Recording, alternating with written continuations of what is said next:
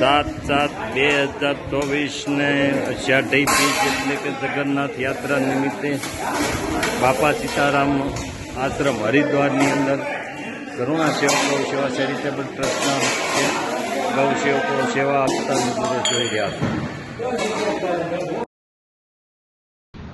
જય જગન્નાથ।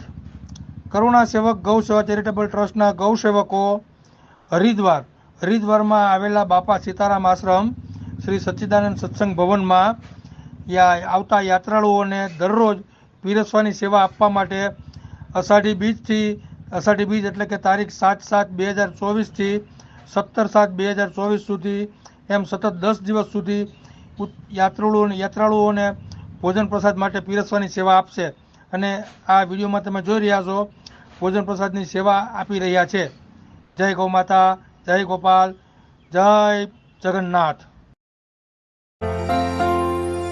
काम हो अच्छे हमारे और नीयत साफ हो,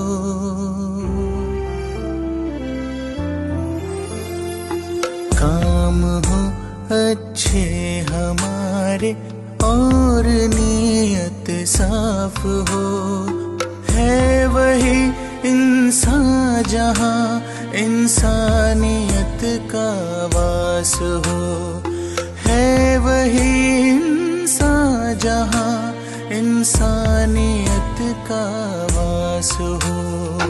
काम अच्छे हमारे और नीयत साफ हो, है वही इंसान जहाँ इंसानियत का वास हो, है वही इंसान जहाँ इंसानियत का वास हो।